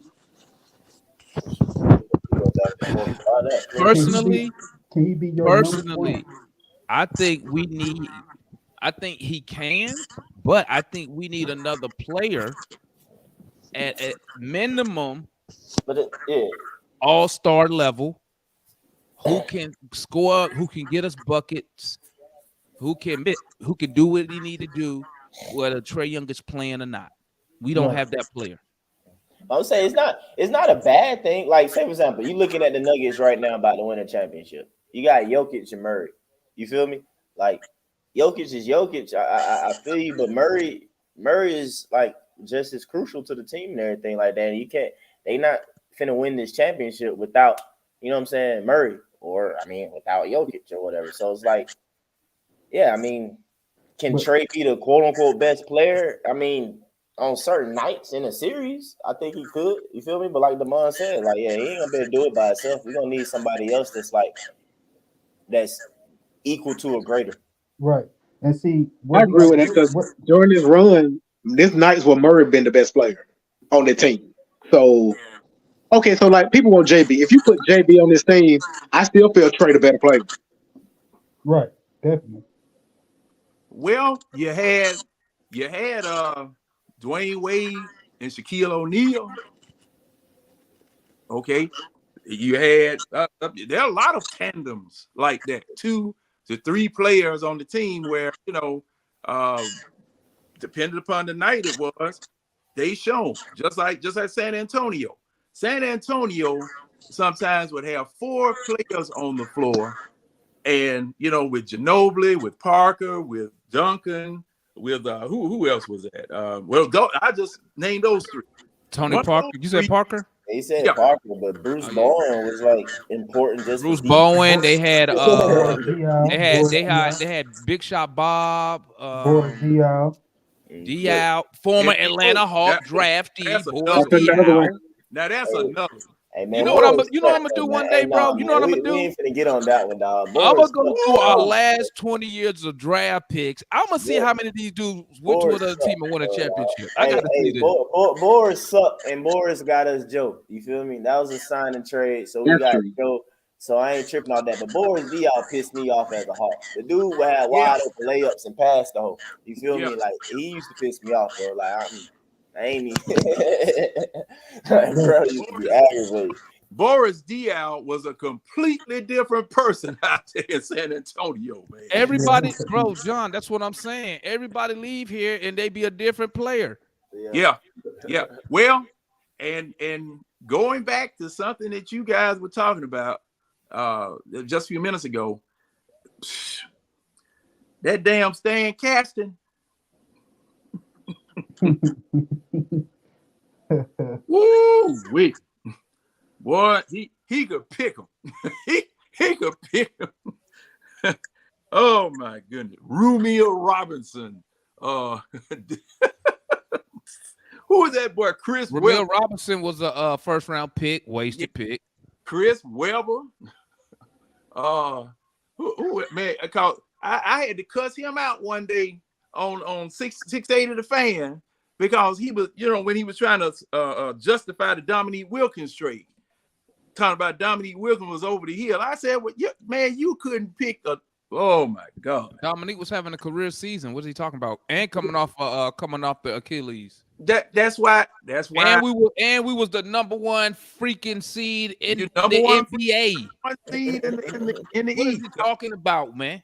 But that's what he said. He Glad said, I didn't call in there because I would have got loud on his ass. That oh man, they let me go on him for about 15 minutes on the radio, and we went at it because I said, man, come on, man, the hell are you talking about? Dominique Wilkins was the reason that that the Hawks got on the damn map. But thing is that the ownership groups and Ted Turner, bless his heart. He did what he did the best he could, entrusted the Hawks and the Braves to this man, Stan Caston. Then here comes the Spirit Group, who just screwed up everything because there was a whole bunch of infighting going on because folk were trying to paint a man as racist when the only thing he was doing was we got to be the only team. We got to be the only team whose ownership group set up their own GM to get fired. Yeah, I never seen that. Yeah, but that was like hilarious. Drama number 3 or 4 for the Spirit Group, though. They were they were fighting. They were split on Joe Johnson extension. That's what it was. Took place. And then Atlanta, the ASG, the ones who tricked off the hockey team too, right? Right. Yeah, hockey team, man, shoot. The hockey team had to go. Yeah. The hockey team had to go because they couldn't afford it. Yeah, they couldn't afford it. And they're stupid. Now they're trying to bring them back. They're trying to bring them back. I know y'all heard that. Oh yeah, a hockey team. Yeah, they're trying to bring the hockey team back. But that hockey team not from Atlanta. So they could be playing way outside of Atlanta. I mean, it's gonna be outside. I mean, it's in Georgia. It's gonna be outside. I heard it's gonna be like 10 miles. I heard it's like 10, 15 miles out of Atlanta. 10, 15 miles out of Atlanta ain't nothing, though, Demond. That's still Metro Atlanta, right? That's gonna be that's still Metro Atlanta. It's supposed to be further than that. I mean, that's just how they moved the Braves from Braves out to Cobb County. Well, I mean, it's like out here in Texas, like the Cowboy Jerry World, not even in Dallas, it's in Arlington. Hey, guess what? That's an Atlanta address. It's in Alpharetta. Not according to the rapper. Alpharetta is not Atlanta. I Well, heard, no, the heard, hockey team they said is supposed to be I'm around. Alpharetta. heard. Baseball, But baseball. The it's Braves the playing address. Smyrna. The Braves playing Smyrna, man, out there in Cobb Yeah, County now. No, Shout that's out that's right. to not. shout That's out to her, man, because y'all know I'm not from Georgia. I thought all that shit was Atlanta at first. I thought for some Interesting. reason That song make me I so. don't know why. Even though y'all say different parts, Bro, it's I the always same. thought it was Atlanta. Nah, It It's is all I basically the it's mean, all same. the same, you man. Cause hear, really, She you was hear. in the shots though. I put it like this, bro. It's the same as like New York, bro. Like you think everything is New York in New York until you meet New Yorkers or you go to And New York. Like they break the it down by city, the boroughs. the city is Manhattan. New York is Manhattan. That's it, bro. Like if you ain't from like Harlem or like this and that, like you really ain't from the city like that. You feel me? Like Queens, Bronx, oh, Brooklyn, whoa, Long whoa, whoa, Island, whoa! all that stuff is different stuff, bro. All of that is New York, Mike. No, that's what I'm saying. No, Listen Mike to me, said the man. 5 That's the boroughs same is thing New here. York My City. in-laws are from New York. I've seen birth certificates and stuff, and I asked thousands of questions and even Googled this. Long time ago, early 1900s, they just joined all their boroughs, which are counties. Queens is like DeKalb. Queens is a county. So if you're from Jamaica, Queens, that's Jamaica is the city in the county of Queens. So, for example, if it were related to Atlanta, you would be like, I'm from Decatur, DeKalb. How people be like, I'm from Jamaica, Queens. You'll be like, I'm from Decatur, DeKalb. You feel me? yeah, That's it's all the Well, same, what man. it is. well, I'm gonna say about Atlanta. I'm gonna say about Atlanta. Hateville is like the well. I'm gonna go back to what the rapper said. Hateville is not Atlanta. College Park is not Atlanta. No, Technically speaking, bro, no. it's not the city limits of Atlanta. I grew up Gotta be in Pittsburgh. hey, so I like grew y'all up said, in Pittsburgh. like Yeah, the Atlanta cat said, you gotta be that's a Atlanta Grady community. baby to be from Atlanta, right? Not necessarily, bro. Wait, See, Is you'll think Fulton that's the County only is hospital in Duval Atlanta, bro. hey, You'll is think that's the Fulton only County hospital. Fulton County I take hey offense to that Mike. because I was born in Crawford Loan. You feel Hey me? So Mike. Me it's like, too. don't So try me hey like Mike, is that. Fulton County is Atlanta. That great. Come along, No, go not here. necessarily. Look, No? Fulton County is Atlanta, but a part of Atlanta is also in DeKalb County. And I'm an East Side Yeah. boy from DeKalb, and like you have to tell folks that, bro. Like Zone 6, a great portion of Zone 6 is in DeKalb County. You Yep. feel me? So Right. it's just like I'm saying, it's But weird, see, bro. It's when weird, you but think about it, fellas, when you think about it, it's all the same because when they calculate the population of Atlanta, They they including count it. all the 5 major counties, which is DeKalb, Clayton, well, bro, Cobb, DB, and that's Fulton. but that's old Atlanta stuff. You know, Metro Atlanta is more than 5 counties now, bro. They be saying Oh yeah, we way more, bro. expanded more than that now. Yeah, It's way cause more than hey, five. cause But think about it. Cause and think about it. I tell you this. You can't say Alpharetta ain't Atlanta because Alpharetta in Fulton County. No, You see what But I'm back, Alpharetta, saying? but Alpharetta back in the day, we'll on be City like, bro, that ain't no Hall and Atlanta, bro. everything. But let me tell you this. Let me tell you this.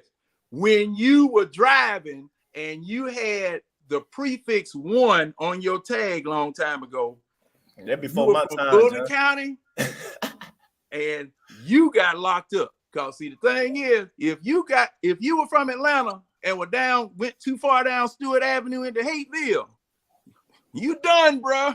Yeah. You done. Well, I'm gonna tell you this, man. At this point, Landry Fields is not Atlanta.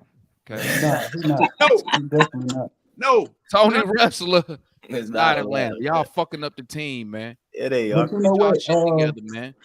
You know what, Demond, I want to ask you this, like, just from watching the finals this year and what the Nuggets are doing.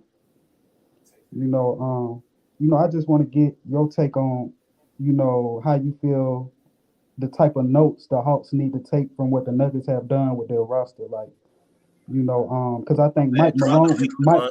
Mike Malone was on the Mike Drop the link. Malone was, huh? You gonna get cussed out calling him that. My bad, DB. I just tell him drop the link. Foot was asking for the link. Go. Oh, Oh, okay, okay. okay. But Mike Malone was on the on one of the I think post game interviews, and he was just saying how Murray was so deflated when he caught that last injury that he was crying to Mike Malone like, I know y'all finna trade me, I know my time is up here, and Mike Malone told him like, don't worry, man, you're not going nowhere. We still believe in you. When they could have moved off of Murray, when they could have moved off of Porter all through his injury woes. That's true. As far as their front office roster wise, even the Aaron Gordon trade was a controversial trade for them. People felt like, Aaron Gordon was a washed up player in Orlando, and he turned out to be somewhat of a championship piece for them. So, But what Gordon, notes can we take? Because it seems okay, like I'm gonna tell you the notes. I'm gonna tell you Denver the never notes right now. chases they never chase the star players. I'm gonna They tell you the chase the notes right now, continuity. DB. I'm gonna tell you the first place you got to start, and we discussed it already. Denver has the same thing as the Heat. Mike Malone been coaching there for how long? Their GM been there for how long? We 8. Right. can't I think he's we about can't 8. even get past that. Say what's up, Pharaoh? What he came in mid teens then, in like 14, 15. So he been there a minute. That's what I'm saying. We Mike can't Malone. even. This is the thing, man. Somebody can. This is just my opinion. We have to start by saying this is the coach, this is the president of basketball, this is the GM. They all need to be on the same sheet of music and be on the same timeline. Okay. What you have in Atlanta is every every year, every other year, we getting a coach. Every other year, somebody's in charge of the organization. And think about it, man. Let me tell you how silly we look. A lot of fans on Twitter, or they'll come up here. Shout out Matt, hating on Nate McMillan, right? Watch this though. Watch this. But if you sit here and pull and see, that's why you'll always hear me tell Matt or ask Matt this. What is Nate McMillan's record as the coach of the Atlanta Hawks? Okay. He is over 20 games over 500 as the Hawks head coach. Okay, since he's been the head coach. We fired a head coach who's 20 games. He been coaching here 2 whole seasons, so 2.5 seasons, and he 20 games over 500, but we fire him. Okay. Well, we know it's more to the story. I believe he really resigned. Look at Travis Slink. He come here. It take him 3 years to tear the team down to bare bones. Meanwhile, building assets. He got the hard part done. He got us a superstar player. Okay, in Trae Young. That's the hard part to get. Right? But the owner feels he knows basketball and interferes. He's the one who gave us the Collins contract. Then you got his son, Landry Fields, and them interfering. So what do? He ends up, I think he really resigned, whatever they want to say. But I think it's funny you going to pick them over Slink, and then you got to pay him $42 million to go away. Okay, so You got to be consistent with your front office. For the front office, what's the saying? from top to bottom. Exactly. Because look at the Heat. Look at the Nuggets, who in the finals right now. Okay? Top to bottom, man. If the front office ownership, if they not on the same sheet of music, you're not going to be successful. That's why I don't believe in that collaboration shit. Because I'm not hiring you so you can talk to Buddy. I'm hiring you so you can, because you're supposed to be the subject matter expert and can make the right decisions. Now, I understand you might listen to your scouts when it comes to drafting, right? But like Landry Fields said, why is he up in there and he don't want to make all the decisions? He wants help. Then why the fuck is you here? I don't need you here. But you know what?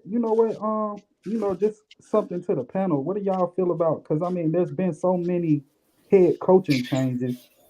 Even with the success Bud had in Milwaukee, the success Monty Williams was having in Phoenix. The way they what was the guy in Toronto after they won the championship? Uh, I think he's in Detroit now, the head coach. I think they fired him Nurse too. went to Philadelphia. Yeah, yeah. It's just been so many coaching changes across the league. It seems like even a couple years of success, even a championship run, doesn't secure a head coaching job in the NBA. Yeah. So what I think a lot of it have to do with their so-called star players, right? They trying to keep them happy. right? Because okay, well, if you don't show some progress, then your star players gonna get mad. They're gonna want to get up out of there after you make that investment. Whenever their contract up or demand a trade, right? So, in reference to the Hawks, what pissed me off with the Hawks, they let these soft ass players call the shot, right? They in their damn feelings, just like John Collins said. Well, we can't do what Nate said to do. He need to be coaching some dudes, some older dudes, basically. That's bullshit, right? They weren't ready for the accountability. I'm tired of this. Oh, old school shit. Can't interact. Can't get our personalities don't mesh with the coach. Motherfucker, come play basketball, right? You get paid millions of dollars to play basketball. Do your fucking job. Right. Now, you look at Denver. Hell, you look at Miami. They're out there doing their damn job. They ain't being soft. They ain't making no damn excuses. They ain't tricking off games or none of that shit. So for me, I think it's all bullshit. When you have somebody put the squad together, we were set up perfectly. Slank made all the moves. We were set up for success for a long extended period of time because we were a young team. Instead of build upon that shit and give guys time, because again, these guys coming damn near out of high school almost. Right. They're not mature. If you look at the successful players, they've been in the league for a minute, right? Yeah, young don't really win in the NBA. Like age wins in the NBA. Veteranship wins in the NBA. Absolutely, and that's our problem. We don't have no damn vets, right? And see, we should have left well enough alone. Then you got the fans hollering about who they get this and that, right? You got the fans hollering about development.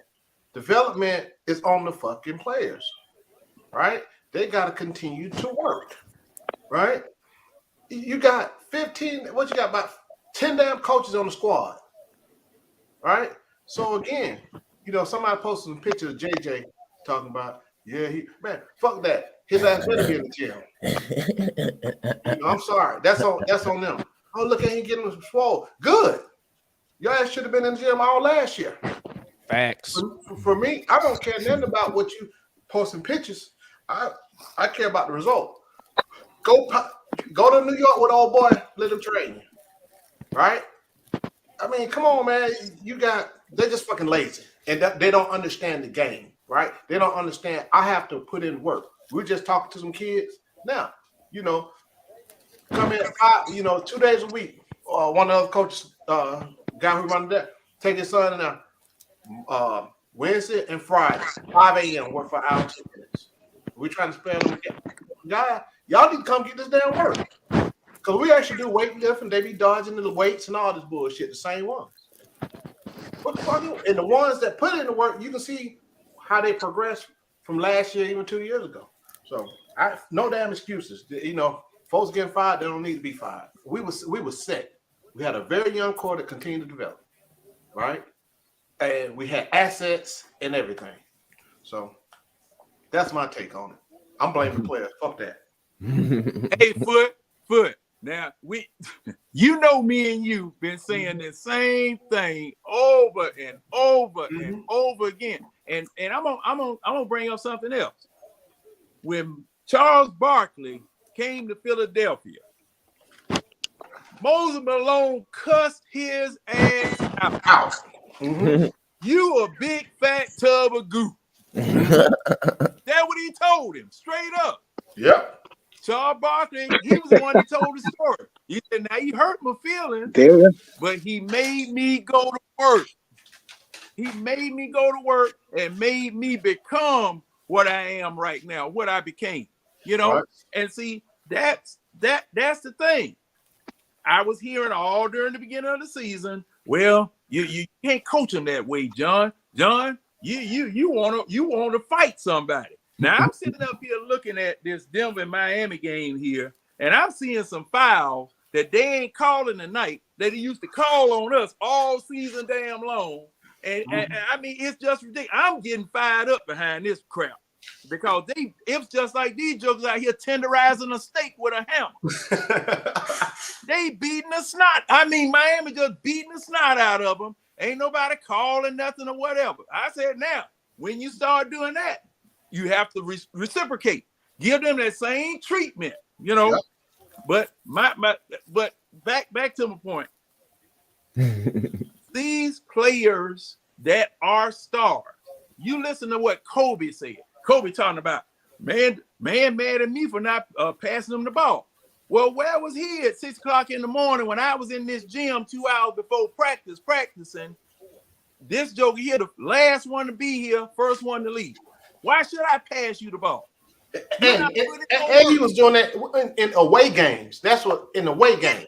Yeah, you know, and see, that's how you become great. You got to put in the work. Your teammates got to see you putting in the work. Okay, that's how you get that respect. But what I'm looking at here, from what I've seen, as far as the Hawks is concerned, from what I hear about how Trae Young is doing, it's a thing where you're not putting in the work. You are not leading by example. You make one pass, you dribble up the court, make one pass, and then you go stand in the corner. Come on, man. People see that. Then, Jamon, I remember you said something about it where Trae Young got at JJ, and JJ got fed up with it. Shit, you missing every goddamn thing. What you talking about me for? You know? Yeah, man. Yeah. You know, Listen, man. Listen. I agree, man. I agree. You know, listen. Hey, these players, the funniest thing, let me go back to what y'all said. I think it was Foot who said about, because I saw the same thing on Twitter, man, when they posted JJ. Yeah. And I'm like, why are we so excited because he's lifting some weights? His problem wasn't he was weak. What are the videos of him shooting this ball? That's what we need to see. What did Remember the videos they were showing last year? Listen, they showed the little videos of Hunter, and I was like, bro, he need to be working on his dribbling. Guess what? We complain about the same thing. Mm-hmm. Just like with JJ. If he come back this year and his 3-ball not there, we still gonna complain. But I guess he got nice arms or something now. when he missing, I don't know. But like I'd say, man, we starting the season. Soft. We starting the season with 90% of these same dudes, man. Yep, we are. I'm telling you that now, man. And I think they only gonna trade somebody to get below the cap. It's gonna be another Kevin Huerter trade. If they do move John Collins or something like that, it's gonna be a Kevin Huerter style trade, that's bro. it. And then you know what's gonna happen? Somebody like me gonna be watching whoever we trade, Collins or whatever, having a career year, and I'm like, damn, we could have used this guy. They really need to trade somebody where they can get a pick back, because, or like Clint or anybody. I'm not gonna say no names, so y'all gonna say I'm saying something. But What we gonna do I know for a fact they already talked about. People keep bringing up that Utah JC going to Utah. They said, what's his name? The one who still picks from everybody, Danny Ainge, wanted a pick with John. I don't know what Phoenix wanted. I know Phoenix wanted them because they talked about that too. But they probably wanted a pick too. Ain't no way hell I'm giving a pick and How John. long have I been saying that, Pharaoh? For the longest. But I know Danny Ainge wanted a pick. They want to pick with Collins because let me tell you how I see it. If I'm looking at Collins as another GM, I see a player who did 21-10 at the NBA level, right? So in my head, I'm like, oh, it can be done again because he's done it before. But the Hawks, I'm gonna keep letting them tank his value, and then I'm gonna lowball him, and then I'm gonna tell him I want an asset to take on said player. Then I'm gonna put said player in position to be successful. See, that's why anytime your owner cares about, and I'm saying this loosely because I do understand you do want to care about the money, but when money is a priority, being under that tax, you will never compete. You'll never win. Because guess what? Next year, you're doing the same fucking thing. Who you going to get rid of next year? When you got Murray, when you got Bay up, when you got Okongwu up. let's extend a contract, but we're gonna trade this guy. So Yeah, you saving money, but the team is not getting better. I'm gonna say this, and I've been thinking about this a lot. Right? I'm not trading John Collins. I'm not. You got him, like you said, like I said before. He done all of a sudden disappear from being a 20-10 guy for no goddamn reason because he can't play. Right? So when you look at it, if you look at his contract now, what we got him at, compared to a few years, we go a few more years now, it's going to be, there's value. There's values in his contract. So if Quinn's supposed to be who Mike and Alan said, then he need to figure that shit out. You said Mike or you said Matt? I'm not sorry, my bad. I mean Matt. Matt. I know better. My bad. Yeah, so me and Analyst met this weekend at the wedding that was coming up. By the way, but yeah, you met Matt? Huh? You guys Alice. Analyst. Young analyst. Yeah, so we had the whole goddamn half of our high school squad there, at my buddy's wedding. So it was good talking, to his dad and all the other folks, his uncle. But yeah, man, I think we should stand pat for the most part. Fuck that. We got, just in my opinion, because we can be successful if these guys were more disciplined. That's the issue. They're not disciplined. That's why they're not consistent. Right? And I would like a good vet to push these guys. Hassman is underrated. You're not in time. There's a reason why his ass has been in the league. He's still on the team for that long. So, like I said, I think we should stand pat, add a piece here, patch that. If you want to, I don't even like it, but I would not trade John Collins. Like I said, I really sat down looking just, instead of being so emotional about what's up, everybody want to get rid of him or whatever. Hell, not even Hunter really, right? See what can happen with this squad. This the same damn squad, pretty much, that went to the Eastern Conference Final. The same damn squad. You know what, Foot? Like I said, man. Now on the positive side, we was 41-41, and I was on Twitter and I said, you improved the defense by 4 points. So if we go from 118 per game to 114 per game, and we improved the 3-point shooting, say just by 2%, and put us around 37%, I believe we will win 50 games. Because there was some, and if we focus, because think about the game, how many guys, we lost 3 games to Charlotte, 1 to San Antonio, 1 to Houston. The Houston-San Antonio game, we was up big in both those games. So, I mean, we're not too far off from a 50-win team. Yeah. I don't mean to cut you off before I forget. Let me add to that. How many games we lost by 5 points? Well, Too many. Probably too many. We had too many damn close games, right? We just couldn't get on the hump. Like you said, it's not even about adding on them points because we were playing some decent defense. We're just, your favorite, what the word? They tricked off some shit, on some bullshit, by not being disciplined. So we're not far at all. Because you look at this league right now. You look at who's in the playoff. Yeah, you got an MVP on one side, but you got freaking Miami, who's disciplined as hell and play together, right? Like I said, these dudes don't even like each other. Some they need to be hanging. I hopefully Trey and DeJounte don't got together like, hey, we need to get this team together this year and work, or whatever the case may be. Something, because we're at a point. I don't want to keep doing this, making damn changes. You can't get no consistency, right? Again, this team is not bad. Everybody think you need 4 3, superstar this, superstar that. Miami don't prove that shit, right? Miami don't prove that shit. They don't ran through it all without a key player. Well, I think we just believe 2 key players. Huh? 2 key players. Oh yeah, I forgot about that.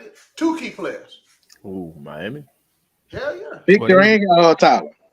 Oh yeah, they missing Tyler Hero, who got hurt. What, game 2 of the first round? Tyler, yeah, for sure. Vic, yeah, He I take guess. he take I'm gonna say pressure. Tyler because I think Tyler's a starter on that team, right? I mean, Yeah. Tyler definitely a key player. Yeah, for sure, for sure. I mean, Vic, he's good. I mean, Victor coming off their bench, get him points. yeah, I mean, yeah. I know he's a start. I mean, he an option to have, and I'm pretty sure Yeah, that'll an be great to addition. have him. It'll be great to have him for sure. Miami's Shout out issue right Mikey now in the is chat. it's What's hard to good, score. homie? But you know, we were. Where was that list of all of the things we were middle of the road in? You remember that list somebody posted? We were we were middle of the road in everything. 500. And The Mid Atlanta Hawks, baby. then, and then you end up Midtown. 41 and 41. They, Shout out analysts in the they chat. moved the arena to 10th Street. Demond, if you ain't Demond, that's in Midtown. That's in Midtown, Demond. So just let you know. No, I didn't know. No, so I just had to let you know. Because be Atlanta natives got it. Georgia Tech Coliseum with what they doing. Yeah. See, thing is, Play it Tech. who was that pointed out that it's Club Atlanta every time we play at home. It's Club Atlanta. You know, we be coming dressed to the nines. We there to be seen. You got you a special little section up there of folk that's cheering. They'll cheer a train wreck if you told them to, because that's what. And they got the club on the floor behind. You know, that man, They got the bar. yeah, that's the club. Pac-Man bar or whatever. then you Pac-Man got logo set up like a bar. like Demond said, you can get you a haircut and a shave up there while the game going on. Yeah. While the Hawks, you get your haircut while the Hawks blowing a 15-point lead. Yeah, and see, thing is, I wouldn't want nobody over my face with no razor with me sitting in there the way I be during the game. I'd be dead. They would cut my damn throat. I'm yelling and cussing, and they fucking don't come with me with no Yeah, you dead over the Hawks. You know, Mikey said it's 3 clubs. Well, gentlemen, I'm gonna go ahead and call it a show, fellas. Y'all got any? Hey, good to see y'all, man. Oh yeah. Yeah, man. Good. Yeah, it was good to hear y'all voice. I got something to say. So somebody hit me up on Twitter and asked me not to trash Hunter so much. So I gave you this one show, just like you did. The show is over, so I'm getting my shit off. I gave you this one show, just like he give me one game a year. So next show we can expect more Hunter hate. Yes. All righty, y'all heard that. Shout out to you on Twitter. Pharaoh gonna make it up in spades. I'm just glad to see Pharaoh chair. That's all I'm glad. Mikey just named all 3 clubs. Shout out Pharaoh with the black chair. In front of a different wall too. Hey, Pharaoh got tired of hearing y'all ass talk Look, about Mike, it ain't a stool. You know, like them little cause you said I was sitting on the stool. You know, like them little office chairs with the small back. There's like that ain't like all the way up here. There's like the small one. That's what I was thinking. I don't know about that one. I got because look, if I'm sitting back like this, I'm not gonna do no work. That's why, because I have my desk over there. So you're gonna go to sleep. Yeah, so I use that one so I make sure I sit up and do the work. Yeah, I thought you was standing up the whole time because you was high. So look, you ain't want to be like me, fall asleep on the stream. I'm high, holding the phone, holding the conversation. Y'all got a lot of faith in me. Thank you. Pharaoh. You know he blow, but he be laying down. You used to be so high, both your eyes in one socket. Look, look, I do not know why my eyes look this Asian. Shout out to my Asian. That damn at first I was like, he's an Asian. Or I have no Asian in me. And said Pharaoh eat edibles all day. Analyst, you need to get out the chat and draw up some inbounds play for Coach Quinn. That's what you need to be doing, analysts. Hey, Demond. Hey, y'all got any? Y'all go ahead, Foot. Go ahead. Don't think I get on Anna's last this weekend and face to face. Hey, you know, me and his dad were talking. Like, yeah, dad, like, yeah. Sometimes he don't. I just don't agree with him. You should have told his dad, your son be up here capping about how these coaches need to be moving and let's be lying. And he a good Christian guy. But yo, I don't know if y'all saw when I was in Cancun, I ran into one of the people who watched the show, man. Shout out Langston in the building, man. Oh, that's what's Oh, up. you ran into somebody from the show? Bro. I thought you Caught about to me say off you guard ran like into a the Hawks. motherfucker, dog. Huh? I thought you about to say you ran into the Hawks. That's what they. Or I guess they No, already left the Cancun. Hawks had already been down there and left. Yeah, they already went. One thing about this month. Next time you go take your ass on vacation, stay off Twitter and online, bro. Vacate. You couldn't help it. He can't Vacation. help it. He Go can't on help it. vacation, enjoy yourself. He said I can't help it. I went to New Orleans for the weekend and I went online, so I had fun. I can't help it, man. Especially when you in that chat, man. Analysts and Matt be saying that BS. You know what? I feel you. You had to respond. Yeah, shit. My wife got mad because the other day, when Matt made that space, I was up there John for an hour and a half. She was like, "You supposed to be on vacation." That's what I'm about to say, bro. You ain't even had to say nothing. I was about to say, I was like, but you gonna have the missus upset. You on vacation? You on social media? But yeah, you are more dedicated to the Hawks than his marriage. I was like, my bad. I saw the picture earlier. Shout out to you, bro. What's up, Pharaoh? I say shout out. I saw that picture of your wife earlier. Shout out to you, bro. Come on, you think hey, Pharaoh, you think I ain't gonna wife a baddie, bro? Tell him to stay off social media. I was gonna type it out. I know if you gonna take it for disrespect, but I only wife a bad. Say the come on, Pharaoh. I gotta have a fly thing on my arm, bro. Vacation is vacation. You know what I'm saying? He getting himself chewed out and stuff like that, man. Yeah, she was on my ass, bro. She was mad as shit. And I was loud, cause you know, Matt get me fired up, man. And I was loud as hell.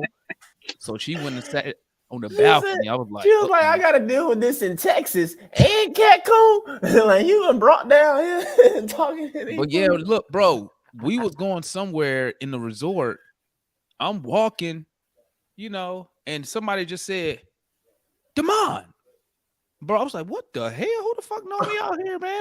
What's going on?" That's what's up. Yeah, I look. He was like, "It's me, Langston from We Talk Hawks." I was like, "Get the fuck out of here!" Hey, bro, listen. He was. I ain't even gonna front, man. I'm gonna keep it a buck, man. He was giving me so much props and credit, bro. I felt embarrassed, bro. I was like, bro, I ain't all that now. You know what I'm saying? But you know what I did? I ended up getting like TV now, bro. Yeah, you know what I did? Shout out to homie Langston. I ended up doing it on I ran into him again because I got his number, and I ran into him again, and just on the spot, bro, we just did a 25-minute interview. He was getting his thoughts out, and if you go on the chat, you'll see he was doing the ones responding to Matt when Matt was like, "I need an apology." He was like, "No apology for you, Matt." So I put a little snippet in there, man. But that shit just to show. Excuse me. That goes to show that a couple things. One, and I'm gonna put this on Trey. The brand is out there. And also fans are not. And I'm gonna say it. I hope it don't come out crazy. Fans not scared to rep the Hawks. You know what I'm saying? You're not embarrassed to rep the Hawks. You ain't nobody say y'all suck. Woo woo woo woo. So, that was dope. But I'm gonna put up the interview. Probably I'm gonna put that up tomorrow, man, with Langston. But I thought that was really dope, man. Seeing just Hawks fans just out there, and on that one, my wife didn't get upset because she was like, "No, go ahead," because his wife she watched the show too, so she was like, "Go ahead, Langston, go ahead, do an interview." So we knocked that out. That was dope, man. You know what I'm saying? So that's what's up. Well, and I'm gonna say this too. You got to give the Hawks marketers and design team a whole bunch of doggone props for the Pac-Man and for that bird, because in black and in red, people look at that. I've been out of town. People say, "Oh, you're a Hawks fan." He said, "Man, y'all did it up with that doggone logo. Y'all really did it up with that logo." And when we went back to the Pac-Man, that was back during the time, when I was, getting in there free and being able to be on the floor, almost getting thrown out and all that type of stuff. But man, I mean, the Hawks, just like you said, Damon, now that jersey you got on right there, The jersey you got on right there, man, is internationally known. You know, I just want to put a team in it that I can be proud of. Yep. Anybody got any last thoughts, man, before we go ahead and sign off so I can get back in the garage for the first time in 4 days? You just go ahead and close the show, man, because it gone on. I'm about to say, I ain't really got nothing, man. Well, make sure, hey, listen, man, y'all make sure y'all tap in, hit the like button. Interview with Langston gonna be up tomorrow, man. We got some more stuff coming. We're working behind the scenes. We got stuff. Mike got to tap in with Foot, Febro, John. Still got to tap in with Ticket. So we got that coming. Don't forget, we got the draft is 10 days away on the 22nd, I think. Oh, damn, for real? Yeah, so we go. Oh, yeah, so it's time to start looking at these dudes that we go and pick, that we're gonna send to College Park because they ain't finna play anyway. Get your liquor together. Yeah. Hey man, I'm gonna say it again. Fuck them picks.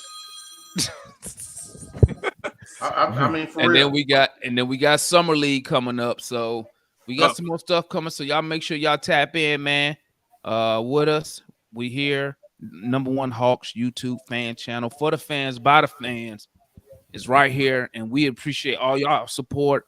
Myself, I appreciate all my guys right here who tap in on the panel every time we do a show, man, because I know y'all niggas just don't want to hear my voice for an hour or 2 hours, okay? Even though I'm right 99% of the time, okay? So weren't you headed to the garage? Exactly. Holla at you, Demond. I'm gonna holler at y'all, man. Y'all stay up, man. Interview up tomorrow. What's today? Monday, new show. Tap in with us. We're gonna do another show on what's today? Monday, Tuesday, on Wednesday. So tap in with us, man. We up out of here. Y'all stay up, man. Hawks up, and we out of here. Peace. Peace.